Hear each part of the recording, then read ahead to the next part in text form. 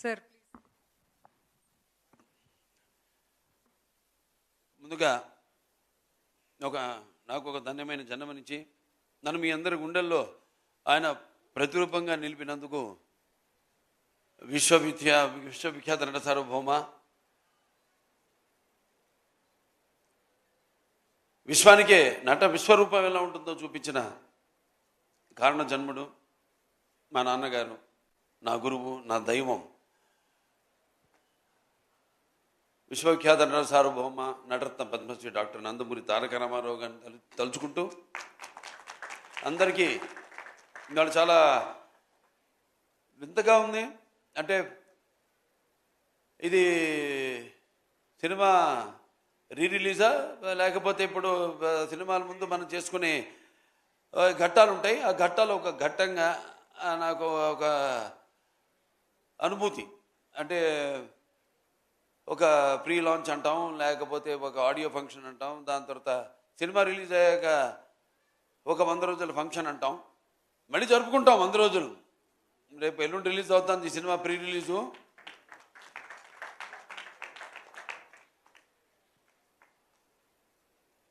వారాహి చలనచిత్రం వాళ్ళు సమర్పించిన సాయి కొరపాటి గారికి, అనిల్ శుంకర్ గారికి, అలాగే 14 న్యూస్ నిర్మాతలు రామ్ ఆచంట గారికి, గోపి ఆచంట గారికి,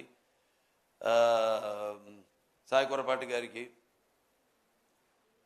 ముందుగా నా శుభాకాంక్షలు తెలియజేసుకుంటూ, అలాగే ఈ కార్యక్రమానికి విచ్చేసిన నా అభిమానులకైతేనేమి, టీవీ మాధ్యమం ద్వారా ఈ యొక్క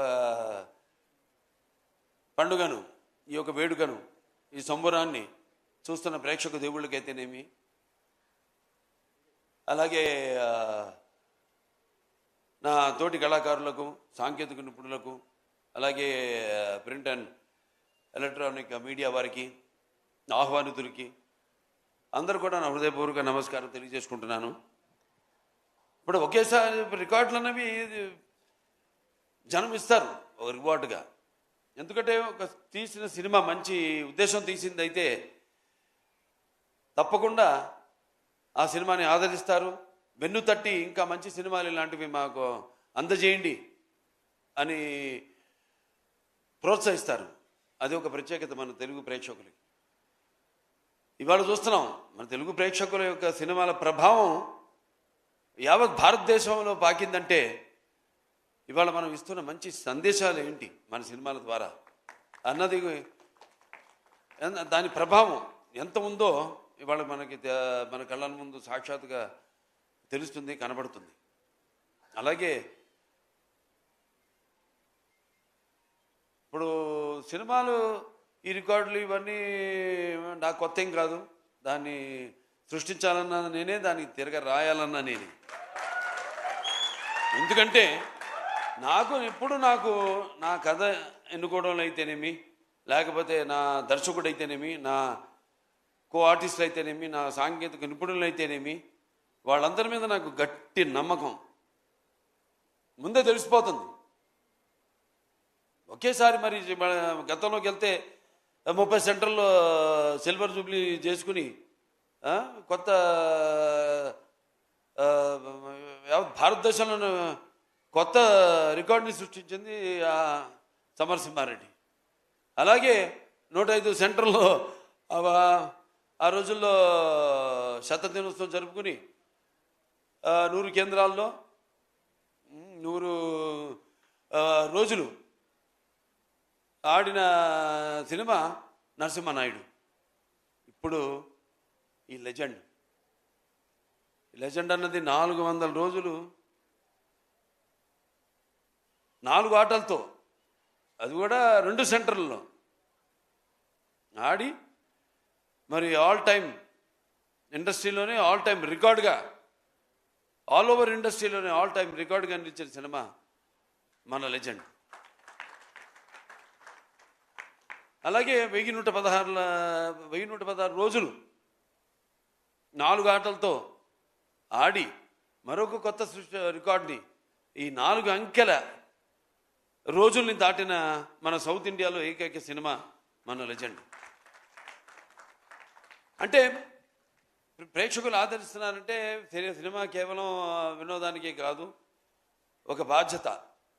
అదే మేము తీసుకుంటాం. ఇప్పుడు నా ప్రతి సినిమాలో ఏదో ఒక సందేశం ఉంటుంది.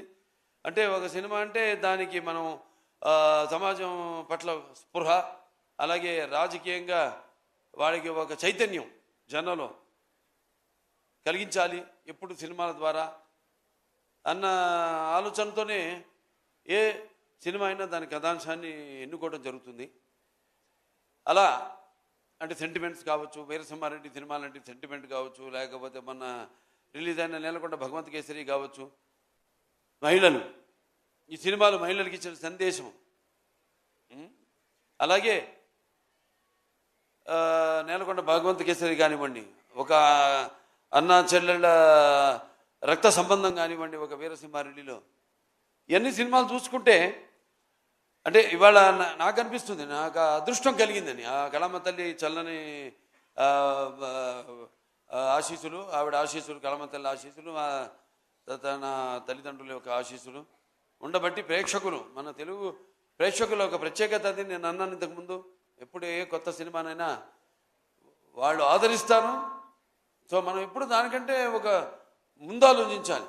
ఎందుకంటే సినిమా అన్నది ఇప్పుడు దైనందిన కార్యకలాపాలతో సతమతమవుతూ అన్న వస్త్రాలు అనే అవసరంతో పాటు సినిమాను కూడా ఎంచుకున్నారు జనం. కానీ ఇవాళ ఎన్ని తక్కువ రోజులన్నీ ఎంత ఎక్కువ కలెక్ట్ చేసింది అని ఒక ఇదే తప్పితే అసలు ఇట్లాంటి అంటే మన చలనచిత్ర పరిశ్రమలు కొన్ని సినిమాలు చిరస్థాయిగా మిగిలిపోయి, అప్పుడు నాన్నగారు నాగేశ్వరరావు కాలం నుంచి మనం చూసుకుంటే ఒక పాతాళ భైరవి కానీ, ఒక దేవదాసు కానీ, మాయాబజార్, ఇలా అలా నిలిచిపోయిన సినిమాల్లో చెప్పుకోదగ్గ సినిమాలు ఇది లెజెండ్. ఒక సింహ కానివ్వండి, ఒక లెజెండ్ కానివ్వండి,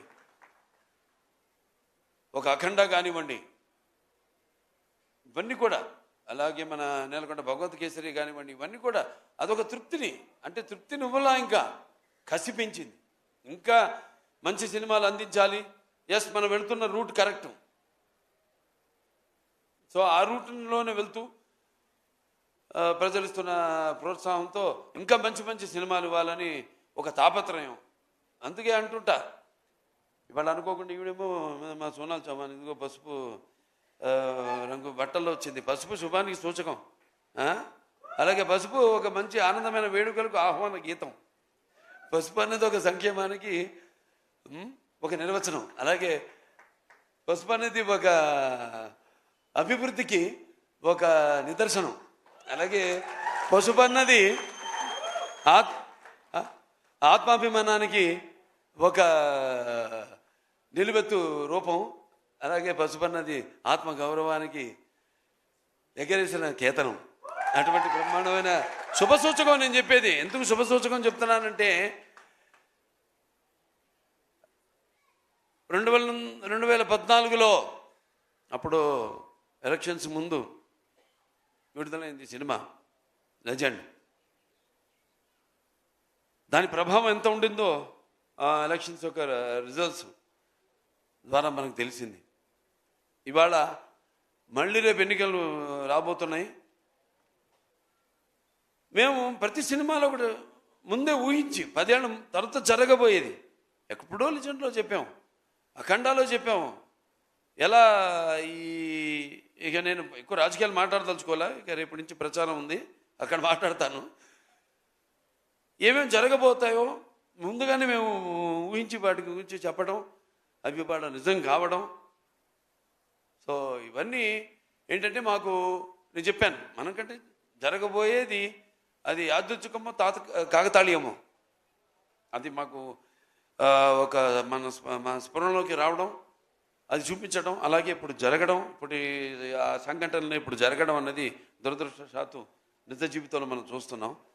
సో ఎంత ప్రభావం, ఎంత సినిమా మాధ్యమం అన్నది ఎంత ప్రభావం ఉంటుందో అది రేపు ఎలక్షన్లో చూడబోతున్నారు. మళ్ళీ సినిమా అనుకోకుండా నేను 50 ఏళ్ళైంది ఇండస్ట్రీలోకి, ఏంటి వయసు ఇంకా తక్కువే, నేను 50 ఏళ్ళైంది ఇండస్ట్రీలోకి వచ్చి. ఇది నా 50వ సంవత్సరం. 50వ సంవత్సరంలో మళ్ళీ లెజెండ్ రిలీజ్ కావడం 2014 రోజులు గుర్తు చేస్తుంది నాకు. సంవత్సరం గుర్తు చేస్తుంది నాకు. మళ్ళీ సినిమా ఎలక్షన్స్ ముందు రిలీజ్ కావడం అంత కాకతాళీయం, యాదృచ్ఛికం అంతే. జయం మనదే.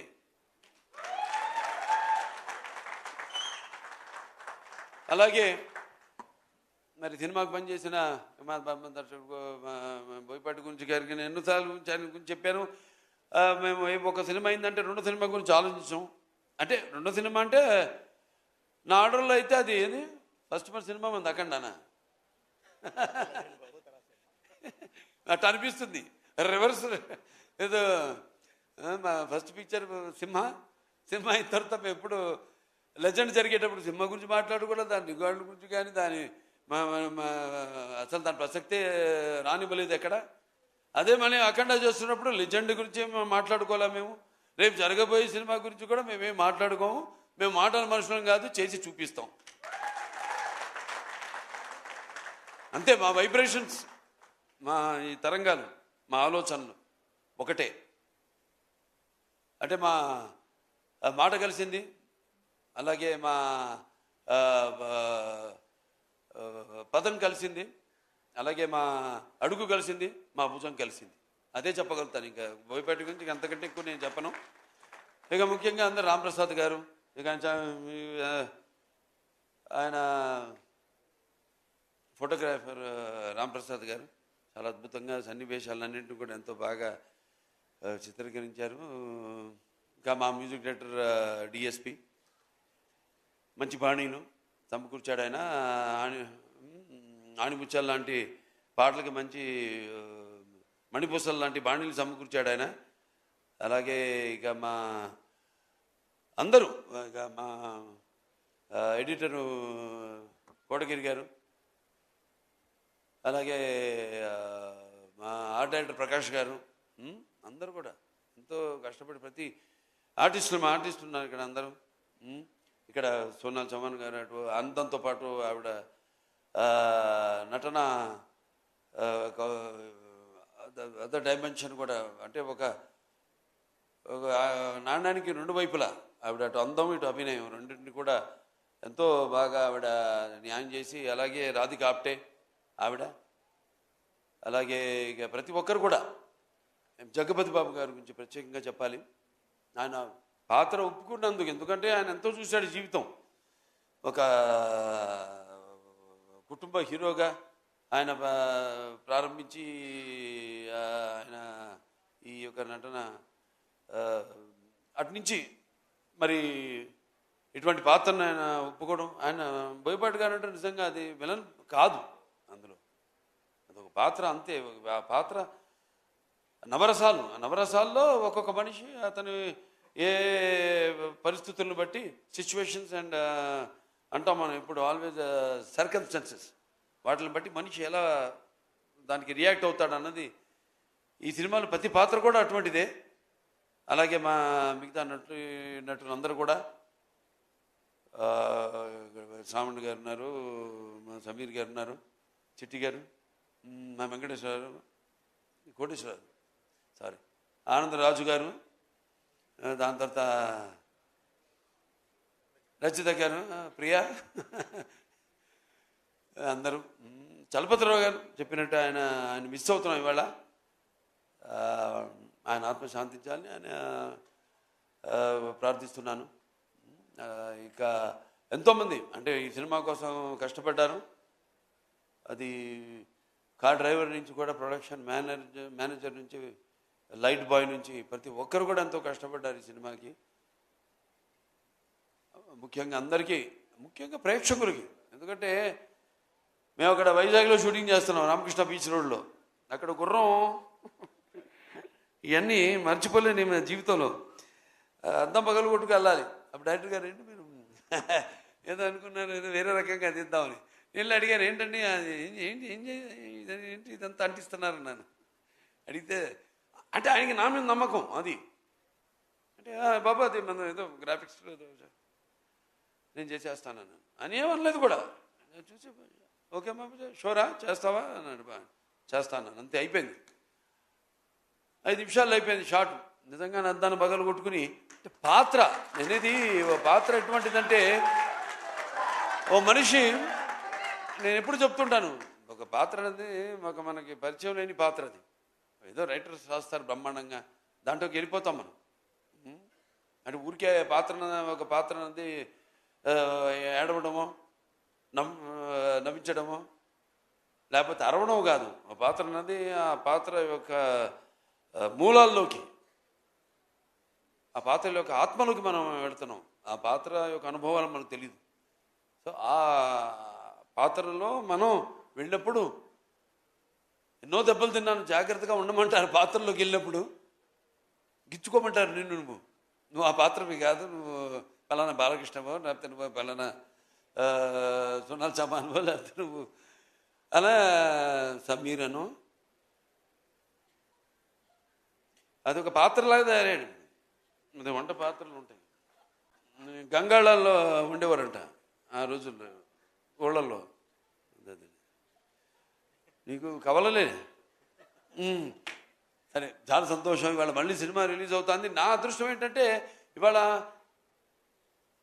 నా తర్వాత తరమే కాదు, నా మనవడు ఆ తరం, నా అబ్బాయి కాదు, నా మనవాళ్ళ తరం వాళ్ళతో కూడా నేను కనెక్ట్ అయినందుకు ఆ కళమ్మ తల్లికి నాకు ఇన్ని అవకాశాలు ఆ భగవంతుడు ఇచ్చినందుకు ఆ కళమ్మ తల్లికి నా ధన్యవాదాలు తెలియజేసుకుంటాను. ఒక అన్స్టాపబుల్ కానివ్వండి, లేకపోతే రాజకీయంగా కానివ్వండి, హిందూపూర్ ఎమ్మెల్యేగా కానివ్వండి, అక్కడ నేను అందిస్తున్న సేవలు కానివ్వండి, ఒక Basavataraka Indo American cancer hospital and research institute చైర్మన్గా కానివ్వండి, ఇలా ఇన్ని పాత్రలు నిజ జీవితంలో పోషిస్తూ వాటికి న్యాయం చేస్తున్నాను అని నాతో పాటు నా సినిమాలు అయితేనేమి వాటిని విజయం చేస్తూ, అలాగే నా క్యాన్సర్ హాస్పిటల్కి అయితేనేమి నేను ఎక్కడికి వెళ్ళినా కూడా చేతులు చాచినప్పుడు వాళ్ళు దాతలు, వాళ్ళు మా ఆసుపత్రికి అండగా ఉంటూ, అలాగే మా హిందూపూర్ మా నియోజకవర్గం ప్రజలైతేనేమి వాళ్ళు నాతో పాటు సహకరించి అక్కడ వాళ్ళు కూడా యథారాజా తథా ప్రజ అంటాం.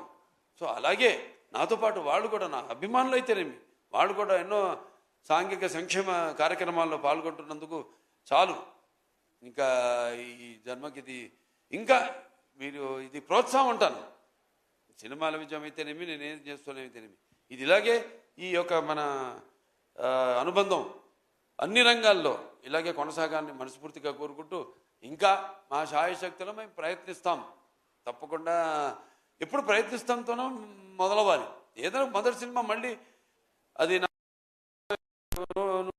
సినిమా ఇప్పుడు రాబోతుంది, సినిమానే తీసుకుంటాం. అది ప్రయత్నిస్తాను అన్న ఒక తపన, అదే నన్ను ఇవాళ ఇలా మంచి నటుడిగా మీ ముందు నన్ను నిలబెట్టిందని అన్నది నా నమ్మకం. సో మరొకసారి ఈ సినిమాని అంత విజయం అప్పుడు చేసినందుకు, మరి రేపు చేయబోతున్నందుకు అందరూ కూడా నా ధన్యవాదాలు. నా అభిమానులందరూ కూడా నా ధన్యవాదాలు. అలాగే చలనచిత్ర పరిశ్రమకు కూడా ఇటువంటి మంచి సినిమాలు ఇంకా అందరూ కూడా అందించాలని మనస్ఫూర్తిగా కోరుకుంటూ నేను సెలవు తీసుకుంటున్నాను.